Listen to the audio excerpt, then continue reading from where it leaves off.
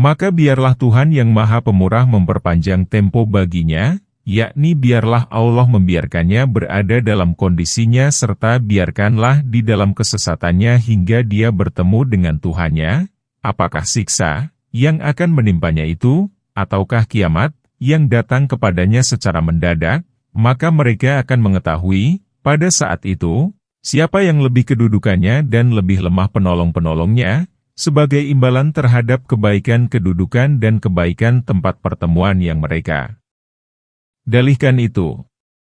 Ayat di atas merupakan bersumpah bagi kaum musyrik yang menganggap dirinya berada dalam petunjuk, sebagaimana bersumpah terhadap kaum Yahudi yang diceritakan Allah dalam surah Al-Baqarah tatkala mereka mengaku diri mereka sebagai kekasih Allah, bukan manusia lain, dan sebagaimana bersumpah terhadap kaum Nasrani yang diceritakan Allah dalam surah Ali Imran tatkala mereka beranggapan bahwa Isa merupakan anak laki-laki Allah.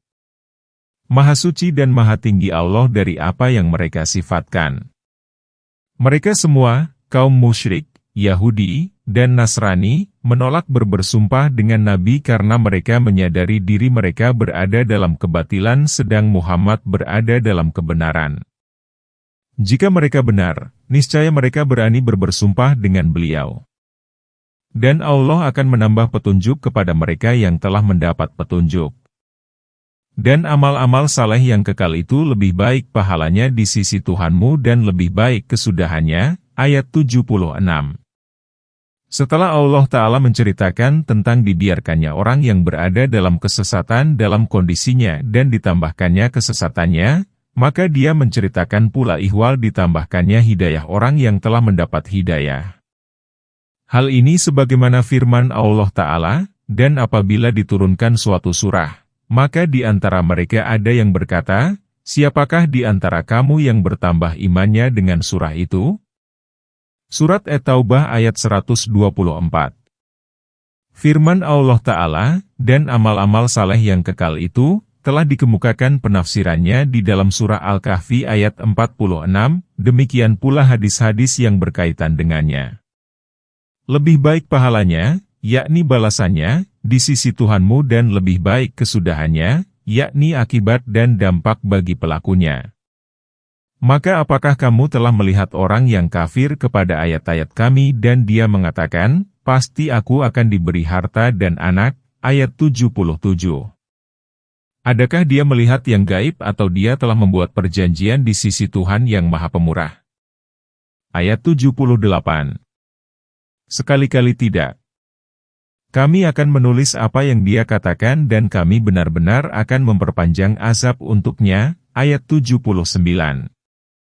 Dan kami akan mewarisi apa yang dia katakan itu, dan dia akan datang kepada kami seorang diri, ayat 80. Imam Ahmad meriwayatkan dari Al-Habab bin Al-Arid, dia berkata, dahulu aku adalah seorang budak. Aku punya piutang pada Al-Ash bin Wa'il. Aku menemuinya untuk menagih. Dia berkata, demi Allah, aku tidak akan membayarmu sebelum kamu kafir terhadap Muhammad. Aku berkata, tidak, demi Allah. Aku tidak akan kafir terhadap Muhammad hingga kamu mati, kemudian kamu dibangkitkan. Dia berkata, jika aku mati kemudian aku dibangkitkan, maka kamu akan menemuiku, sedang aku di sana memiliki harta dan anak, lalu aku akan membayarmu. Maka diturunkanlah firman Allah Ta'ala, maka apakah kamu telah melihat orang yang kafir kepada ayat-ayat kami dan dia mengatakan, pasti aku akan diberi harta dan anak, dan dia akan datang kepada kami sendirian, hadis muttafaq alaih. Hadis ini diriwayatkan dalam Syahihain. Firman Allah Ta'ala, adakah dia melihat yang gaib? Merupakan pengingkaran terhadap orang yang mengatakan, pasti aku akan diberi harta dan anak, pada hari kiamat. Maksudnya, apakah dia tahu apa yang akan diberikan kepadanya di akhirat sehingga dia berani bersumpah demikian?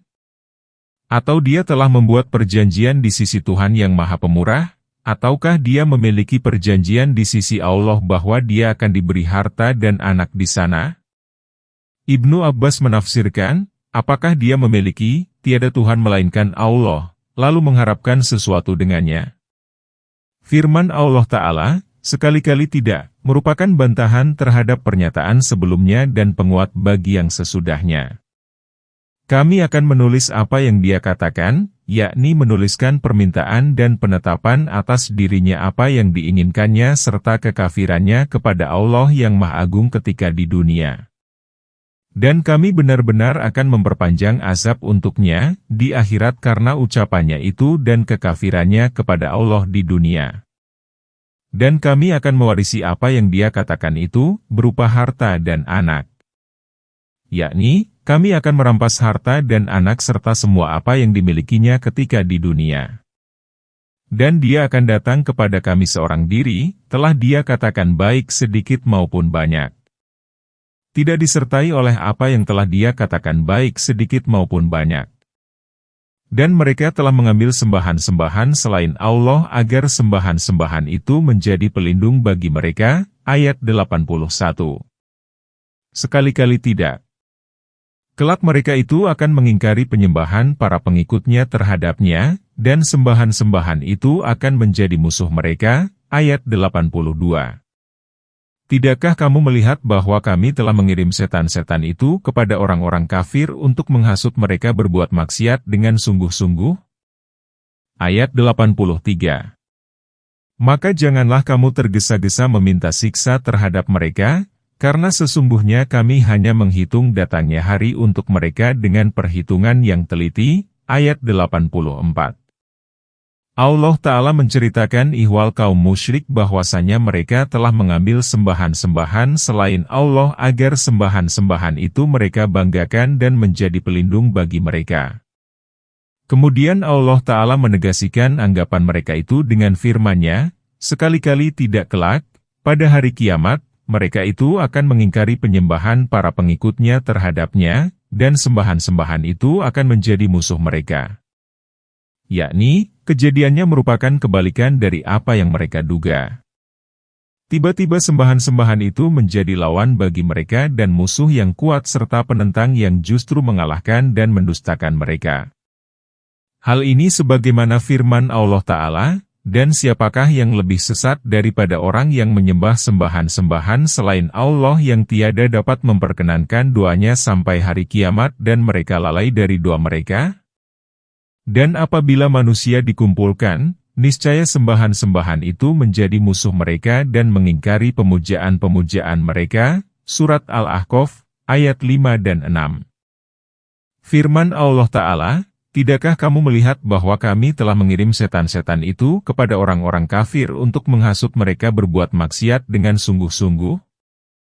Yakni, menyesatkan mereka dengan sungguh-sungguh sebagai balasan atas keberpalingan mereka dari kebenaran.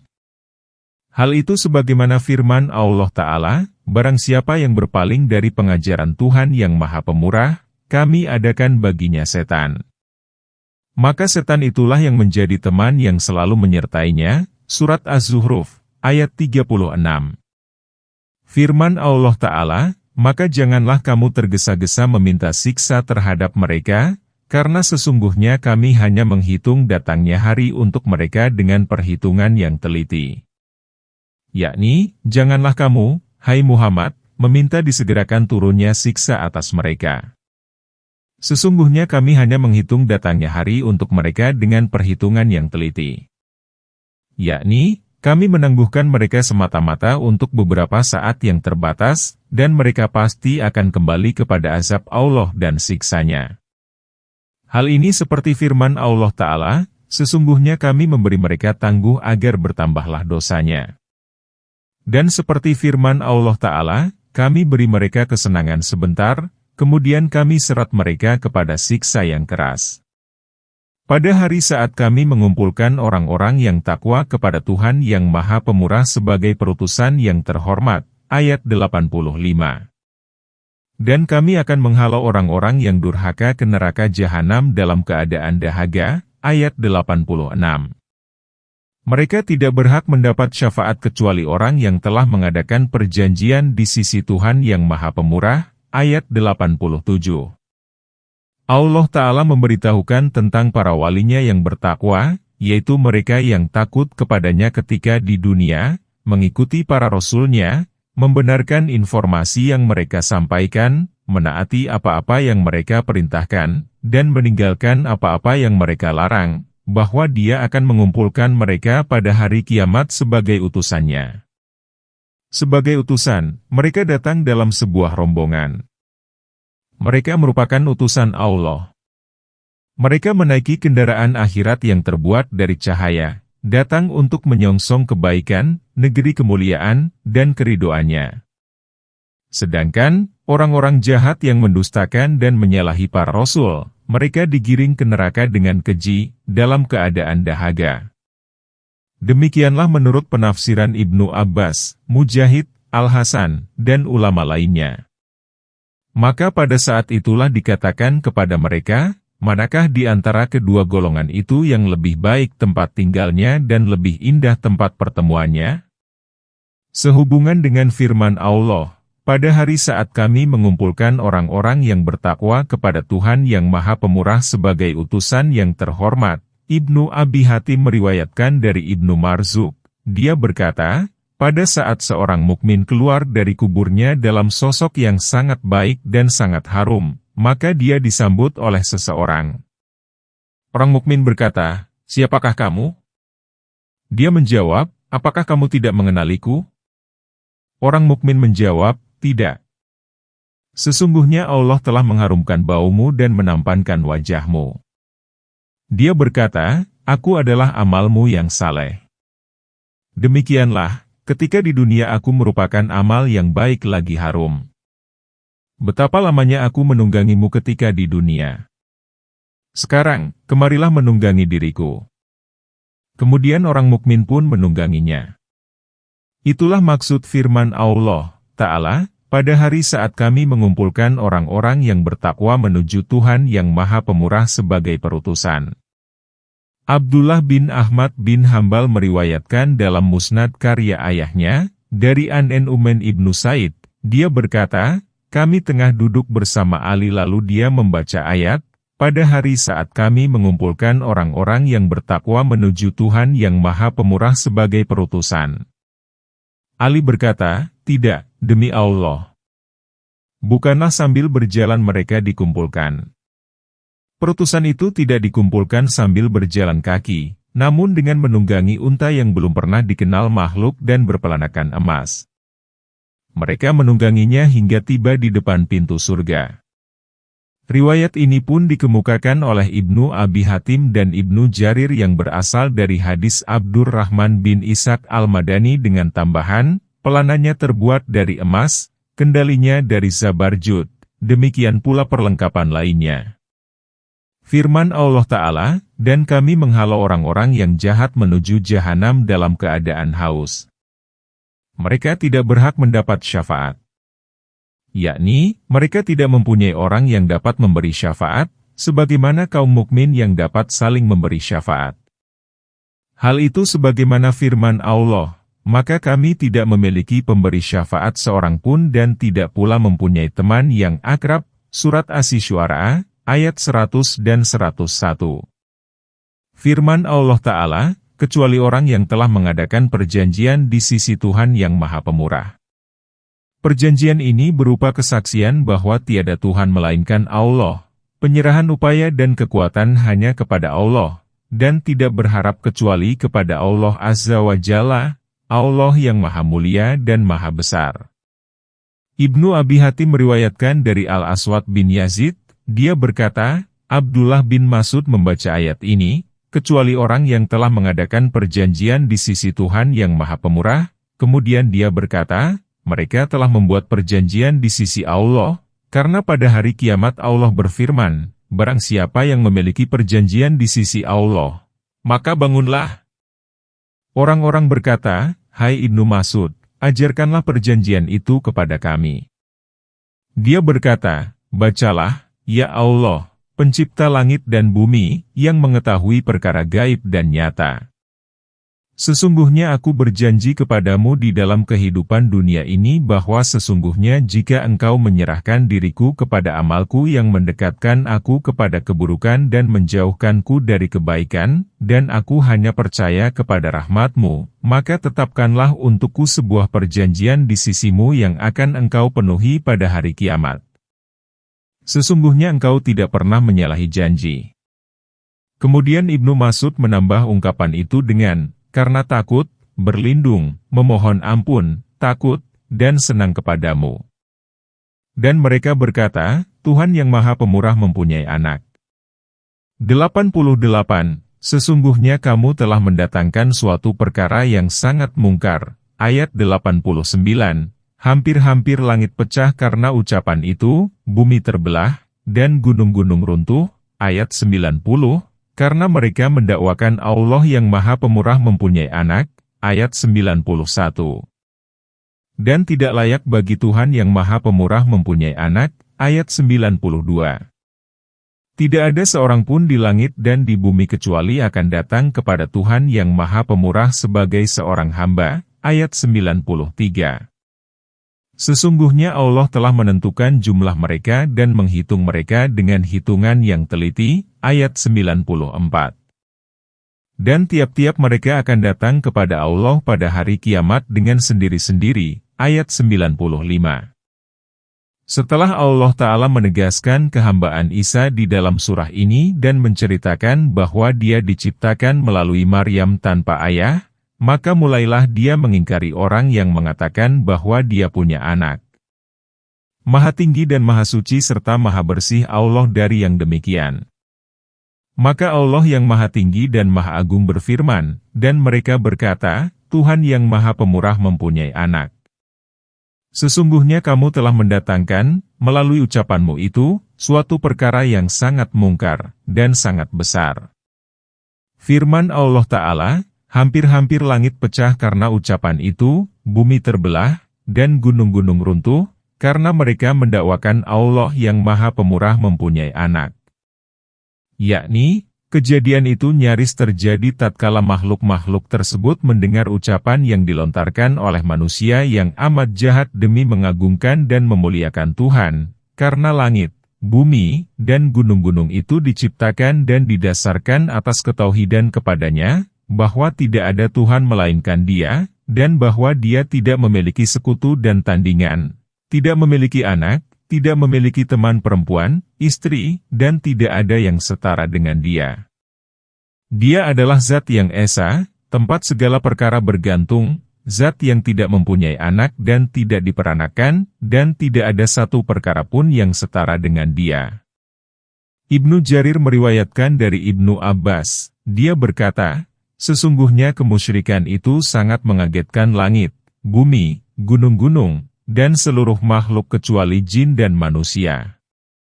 Makhluk-makhluk itu nyaris sirna tatkala mendengar ucapan demikian karena demikian agung Zat Allah. Sebagaimana kebaikan orang musyrik itu tidak berguna, maka kami berharap kiranya Allah mengampuni dosa-dosa orang yang bertauhid. Rasulullah bersabda, ajarkanlah kesaksian bahwa tiada Tuhan melainkan Allah kepada orang yang sekarat. Barang siapa yang mengucapkannya sebelum mati, maka wajib baginya memperoleh surga.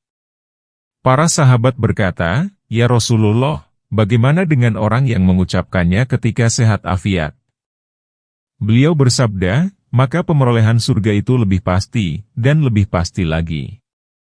Kemudian beliau melanjutkan, demi yang jiwaku dalam genggamannya, jika 7 lapis langit dan bumi, segala perkara yang ada di atas keduanya, yang ada di antara keduanya, dan yang ada di dalam keduanya diletakkan di atas penampang timbangan, sedang kesaksian bahwa tiada Tuhan melainkan Allah diletakkan di atas penampang yang lain, niscaya kesaksian itu lebih berat.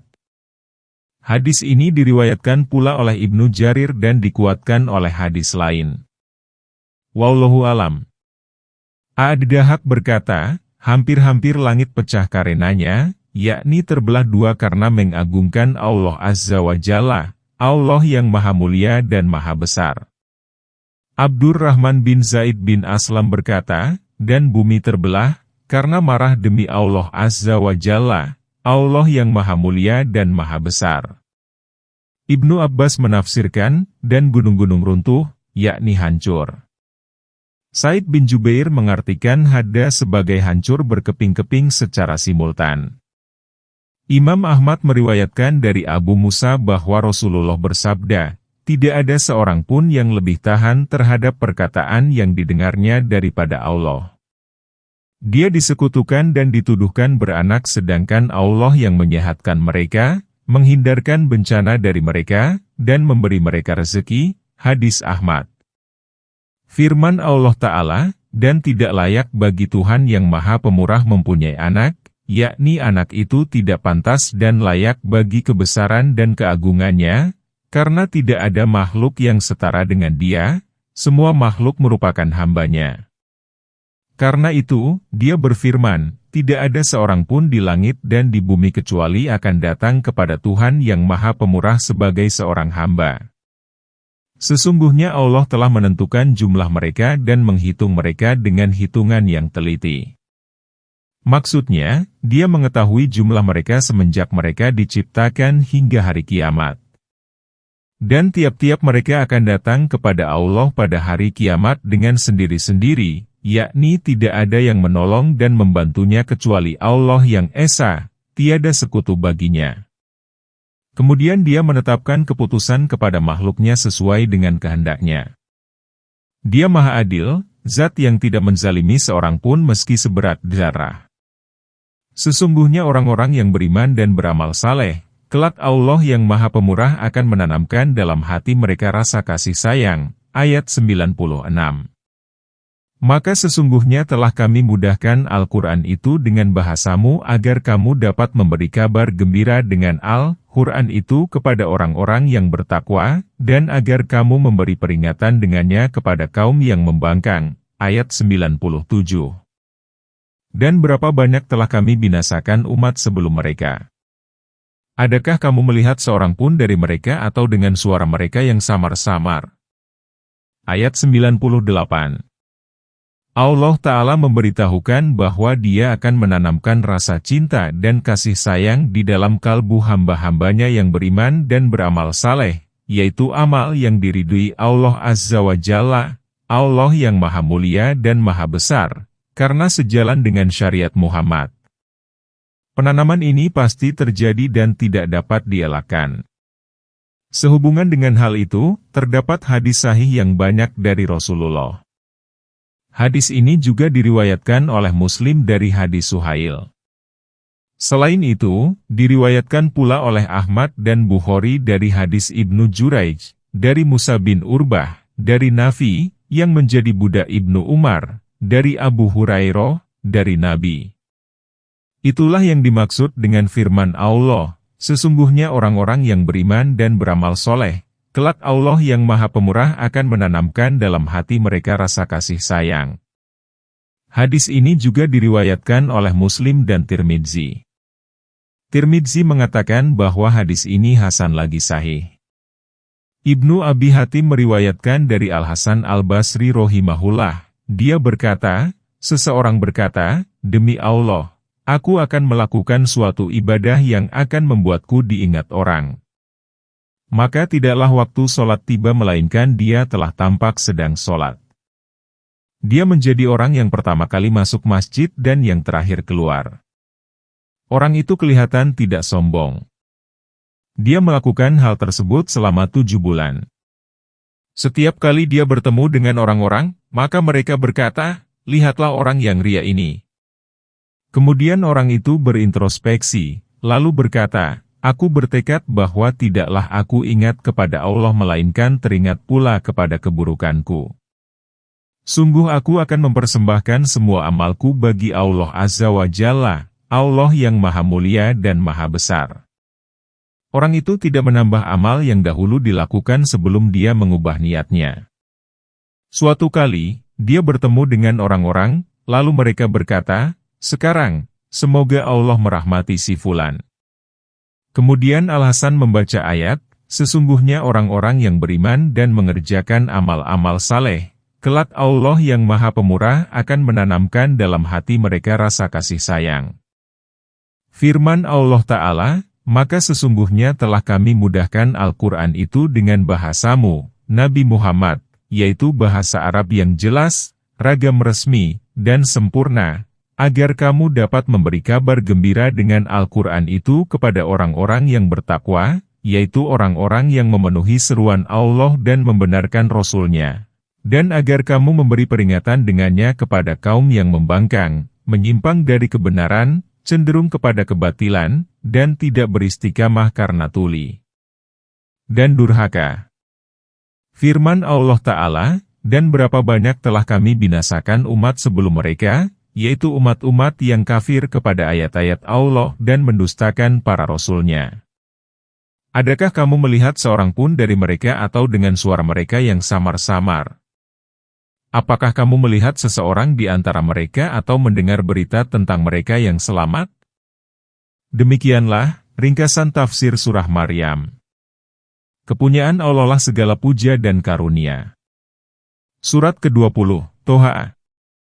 Surah Makkiyah ada 135 ayat, ayat 120 dan 121 surah Madaniyah, diturunkan setelah surah Maryam. Dengan nama Allah yang Maha Pemurah dan Maha Pengasih. Toha, ayat 1. Kami tidak menurunkan Al-Quran ini kepadamu agar kamu menjadi susah, ayat 2. Tetapi sebagai peringatan bagi orang yang takut, ayat 3. Diturunkan dari Zat yang telah menciptakan bumi dan langit yang tinggi, ayat 4.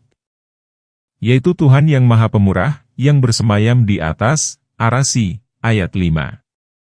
Kepunyaannya lah semua yang ada di langit, semua yang ada di bumi, semua yang ada di antara keduanya, dan semua yang ada di bawah tanah. Ayat 6.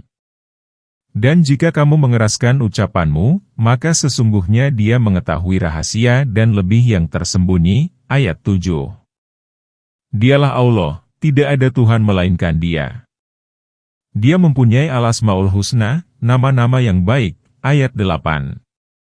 Telah dikemukakan pembicaraan mengenai huruf yang pada terputus-putus pada awal surah Al-Baqarah sehingga tidak perlu diulangi lagi.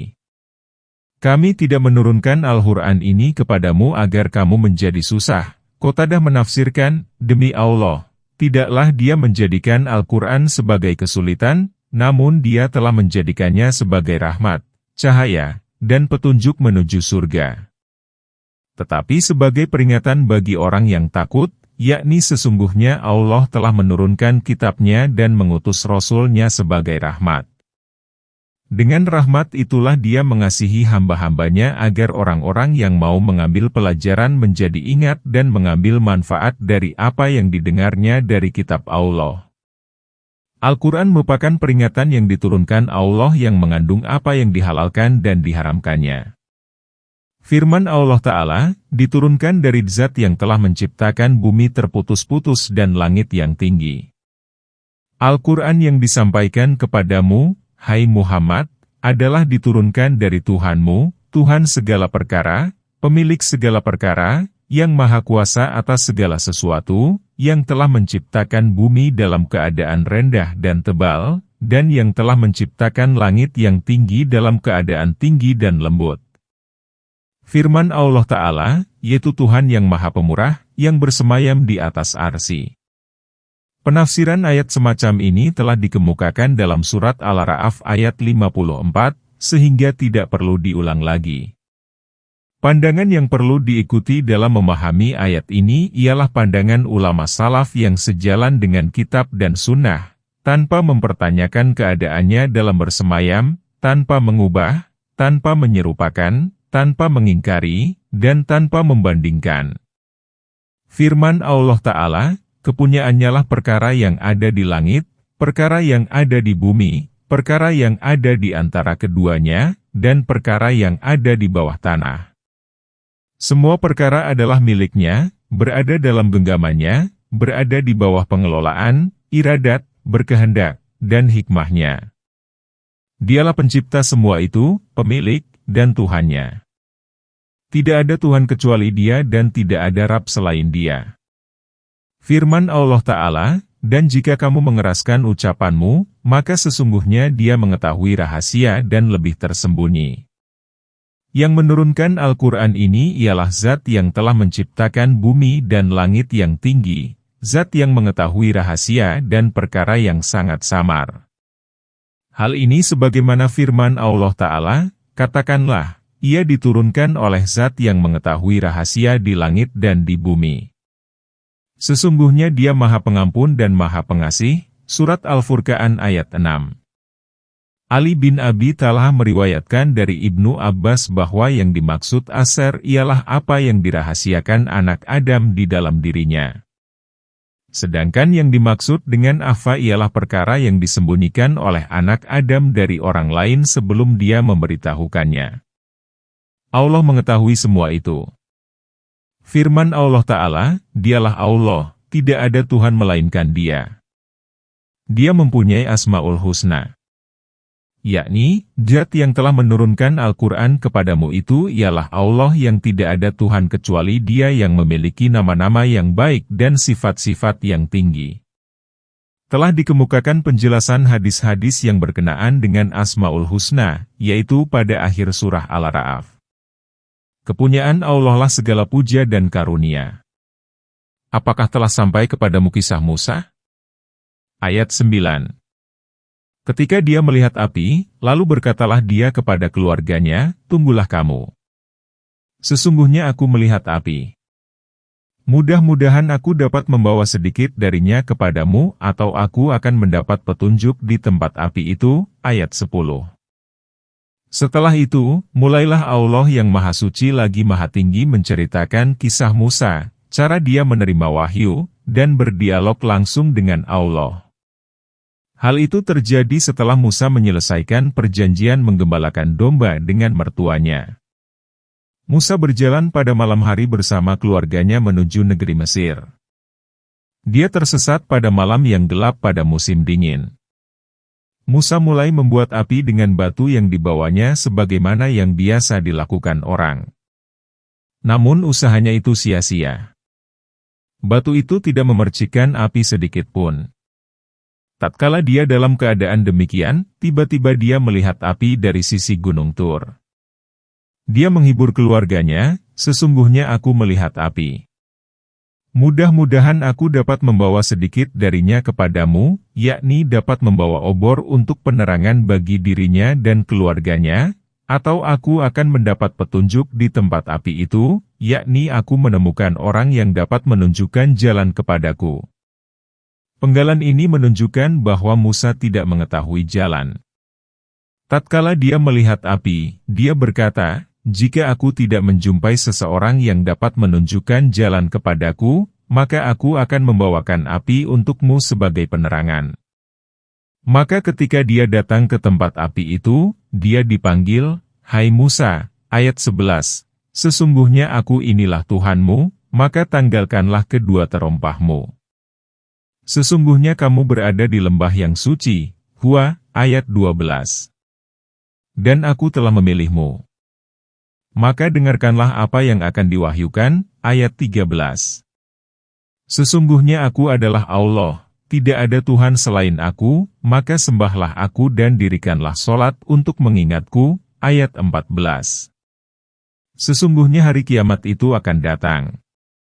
Aku merahasiakannya agar tiap-tiap diri dibalas dengan apa yang dia usahakan, ayat 15. Maka sekali-kali janganlah kamu dipalingkan darinya oleh orang yang tidak beriman kepadanya dan oleh orang yang mengikuti hawa nafsunya, yang menyebabkan kamu menjadi binasa. Ayat 16.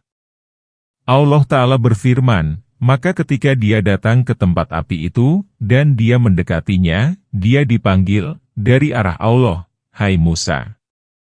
Dalam ayat lain dikatakan, dipanggil dari sisi lembah sebelah kanan pada tempat yang diberkati, dari sebatang pohon, yaitu, Hai Musa, sesungguhnya aku adalah Allah. Surat Al-Qasas, ayat 30. Sedangkan dalam surat ini, dia berfirman, sesungguhnya aku inilah Tuhanmu, yang berfirman kepadamu, maka tanggalkanlah kedua terompahmu, demi memuliakan tempat yang suci ini. Sesungguhnya kamu berada di lembah yang suci, Hua. Hua merupakan nama lembah.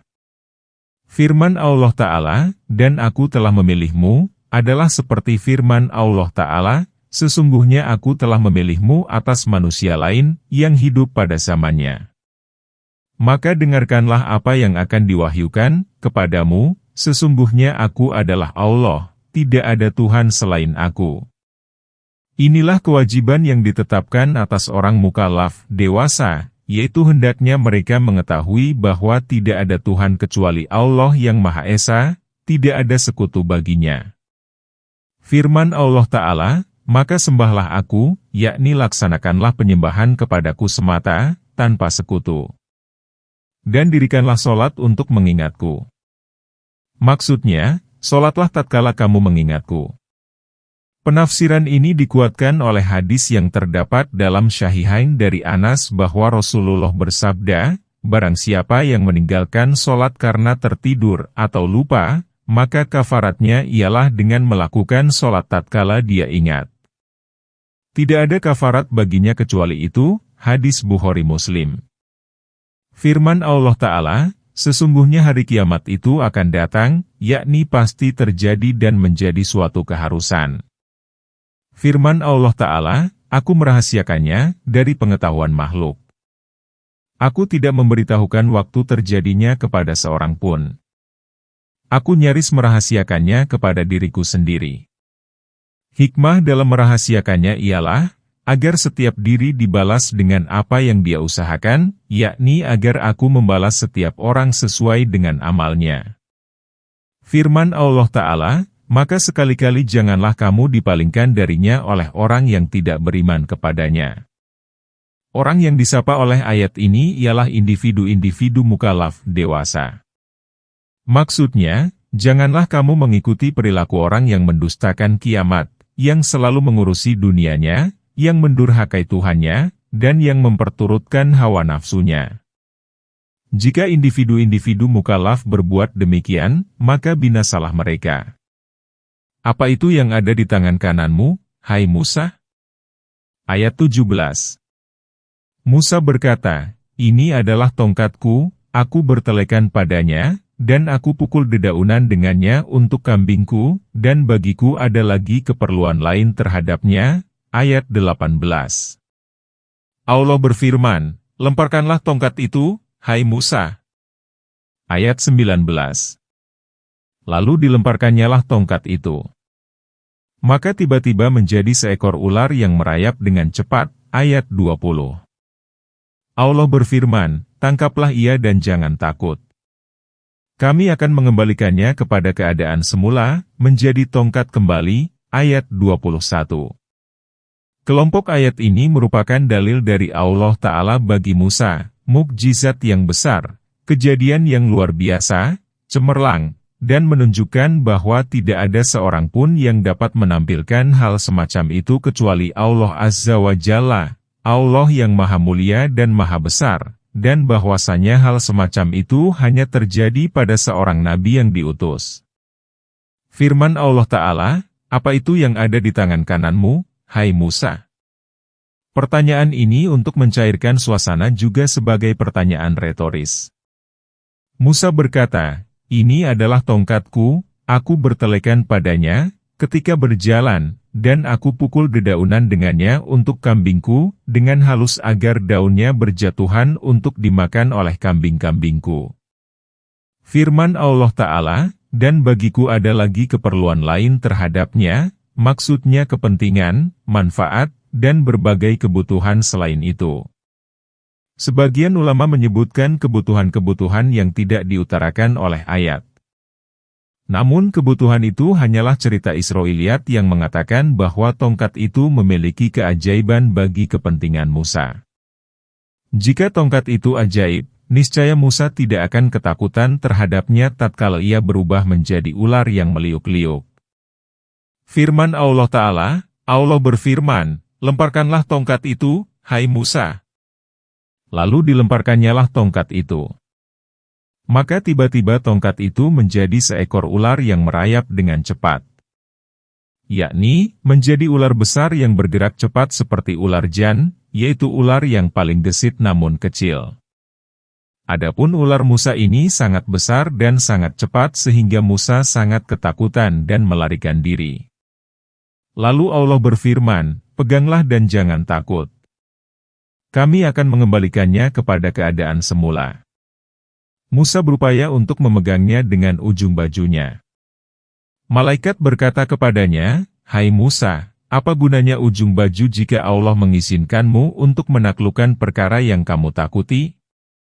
Musa menjawab, "Bukan begitu, namun karena aku lemah dan dari yang lemah pula aku diciptakan." Musa membuka ujung lengan bajunya, kemudian menyumpal mulut ular dengannya sehingga dia dapat mendengar desisan gigi dan taringnya. Kemudian dia memegangnya. Ternyata yang dipegangnya itu adalah tongkat yang dikenalnya dan ternyata tangannya memegang pegangan tongkat yang biasa dipegangnya. Karena itu, Allah Ta'ala berfirman, "Maka kami akan mengembalikannya kepada keadaannya semula, yakni kepada keadaan yang dikenal Musa sebelum itu. Dan kepitkanlah tanganmu ke ketiakmu, niscaya ia keluar menjadi putih cemerlang tanpa cacat sebagai mukjizat yang lain." Ayat 22, "Untuk kami perlihatkan kepadamu sebagian dari tanda-tanda kekuasaan kami yang sangat besar." Ayat 23. "Pergilah kepada Fir'aun. Sesungguhnya dia telah melampaui batas." Ayat 24. Musa berkata, "Ya Tuhanku, lapangkanlah dadaku." Ayat 25. "Mudahkanlah urusanku." Ayat 26. "Dan lepaskanlah kekakuan dari lidahku." Ayat 27. "Supaya mereka mengerti perkataanku." Ayat 28. "Dan jadikanlah untukku seorang pembantu dari keluargaku." Ayat 29. "Harun, saudaraku." Ayat 30. "Teguhkanlah dengan dia kekuatanku." Ayat 31. "Dan jadikanlah dia sekutu dalam urusanku." Ayat 32. "Supaya kami banyak bertasbih kepada engkau." Ayat 33. "Dan banyak mengingat engkau." Ayat 34. "Sesungguhnya engkau maha mengetahui terhadap kami." Ayat 35. Kelompok ayat ini merupakan argumentasi kedua bagi Musa yaitu, firman Allah Ta'ala, "Dan kepitkanlah tanganmu ke ketiakmu," maksudnya kepitkan di bawah pergelangan tanganmu. Hal itu karena apabila Musa memasukkan tangan ke sakunya, kemudian mengeluarkannya kembali, maka tangan itu menjadi berkilauan seperti sinar bulan. Firman Allah Ta'ala, "Niscaya ia keluar menjadi putih cemerlang tanpa cacat," yakni tangan itu tidak menjadi belang, terluka, dan gosong. Dengan demikian, sadarlah Musa bahwa dia telah bertemu dengan Tuhannya yang Maha Agung. Karena itu, Allah Ta'ala berfirman, "Untuk kami perlihatkan kepadamu sebagian dari tanda-tanda kekuasaan kami yang sangat besar." Firman Allah Ta'ala, "Pergilah kepada Fir'aun. Sesungguhnya dia telah melampaui batas." Yakni, pergilah kepada Fir'aun yang dahulu kamu melarikan diri darinya. Ajaklah dia untuk menyembah Allah yang Esa, tanpa sekutu baginya. Suruhlah dia agar bersikap baik kepada Bani Israel dan tidak menyiksa mereka. Sesungguhnya dia telah sesat, menyimpang, mengutamakan kehidupan dunia, dan melupakan Tuhan yang Maha Tinggi. Musa berkata, "Ya Tuhanku, lapangkanlah dadaku, mudahkanlah urusanku." Penggalan ini merupakan permintaan Musa kepada Tuhannya, yaitu kiranya dia melapangkan dadanya terhadap urusan pengutusannya, karena dia diperintah mengerjakan perkara yang besar dan seruan yang sulit. Dia diutus kepada raja yang paling besar di muka bumi pada saat itu, paling zalim, paling kafir, paling banyak tentaranya, paling lama usia kerajaannya, paling sesat, dan paling durhaka. Dan pada puncaknya dia mengatakan bahwa dirinya tidak mengenal Allah dan dirinya lah yang menjadi Tuhan atas rakyatnya. Walaupun demikian, Musa pernah tinggal di rumahnya pada masa kanak-kanak, bahkan berada di pangkuan dan di tempat tidurnya. Kemudian Musa membunuh salah seorang kaum Fir'aun. Musa khawatir seandainya mereka membunuh dirinya. Maka dia melarikan diri dari mereka hingga beberapa lama. Setelah itu, Allah mengutusnya kepada mereka, sebagai pemberi peringatan agar dia mengajak mereka kepada Allah Azza wa Jalla, Allah yang Maha Mulia dan Maha Besar, dan agar mereka menyembah Tuhan yang Esa, tiada sekutu baginya. Karena itu, Musa berkata, "Ya Tuhanku, lapangkanlah dadaku, mudahkanlah urusanku."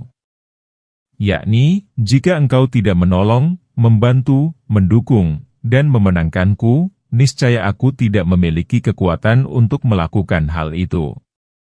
Dan lepaskanlah kekakuan dari lidahku, supaya mereka mengerti perkataanku. Hal itu karena Musa menderit, cadel, yaitu ketika dahulu dia ditawari buah dan bara api. Musa mengambil bara api dan menyuapkannya, sebagaimana hal ini akan dijelaskan.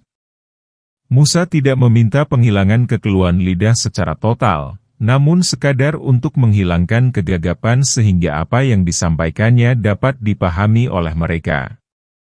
Jadi, permintaannya itu sesuai dengan kebutuhan. Jika dia meminta kesembuhan secara total, niscaya dipenuhi. Namun, para nabi tidak pernah meminta kecuali sesuai dengan kebutuhan. Kemudian Allah memenuhi permintaannya, melenyapkan kekeluhan lidahnya. Firman Allah Ta'ala, "Dan jadikanlah untukku seorang pembantu dari keluargaku, Harun, saudaraku." Inilah permintaan Musa, yaitu meminta agar dibantu oleh Harun. A'ad Sauri meriwayatkan dari Ibnu Abbas, dia berkata, Harun diangkat menjadi nabi pada saat pengangkatan Musa sebagai nabi pula. Firman Allah, "Teguhkanlah dengan dia kekuatanku." Mujahid menafsirkan dengan punggungku. Dan jadikanlah dia sekutu dalam urusanku, yakni teman bermusyawarah, supaya kami banyak bertasbih kepada engkau, dan banyak mengingat engkau. Mujahid berkata, tidaklah seorang hamba digolongkan ke dalam orang-orang yang banyak berzikir kepada Allah kecuali dia berzikir kepada Allah ketika berdiri, duduk, dan berbaring. Firman Allah, "Sesungguhnya engkau maha mengetahui terhadap kami, dalam hal pemilihanmu atas diriku, pemberian kenabian kepadaku, dan pengutusanmu atasku kepada musuhmu, Fir'aun. Maka kepunyaan engkaulah segala puji karena semua itu." Allah berfirman, "Sesungguhnya telah diperkenankan permintaanmu, hai Musa," ayat 36. "Dan sesungguhnya kami telah memberi nikmat kepadamu pada kali yang lain," ayat 37, yaitu ketika kami mengilhamkan kepada ibumu sesuatu yang diilhamkan, ayat 38. Yaitu, letakkanlah dia di dalam peti, kemudian lemparkanlah dia ke sungai, maka pasti sungai itu membawanya ke tepi, supaya diambil oleh musuhku dan musuhnya. Dan aku telah melimpahkan kepadamu kasih sayang yang datang dariku, dan supaya kamu diasuh di bawah pengawasanku. Ayat 39.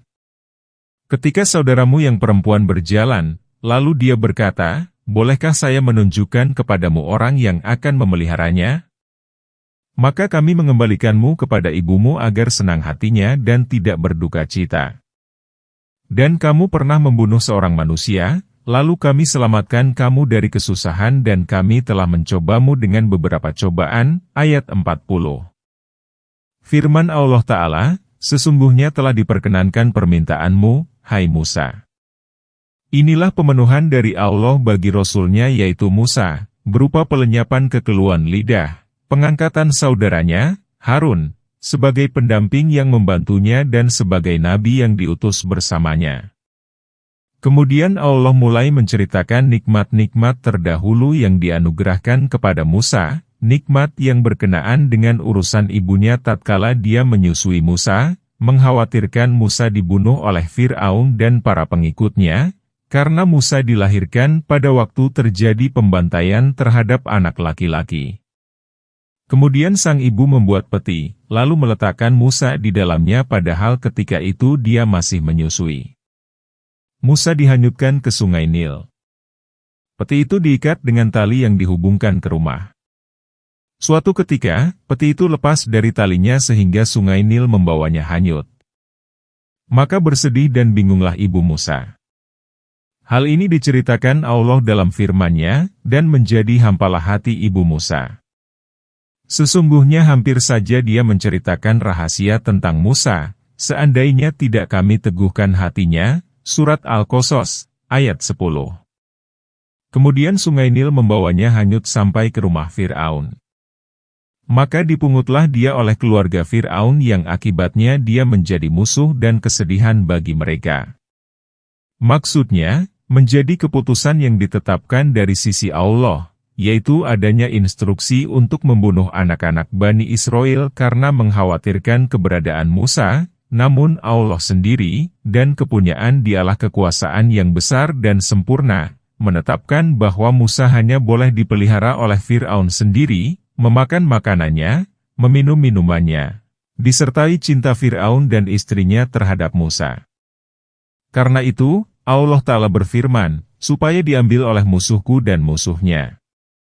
Dan aku telah melimpahkan kepadamu kasih sayang yang datang dariku, yakni kami membuat musuhmu menyayangimu, dan supaya kamu diasuh di bawah pengawasanku, sehingga aku dapat memantau.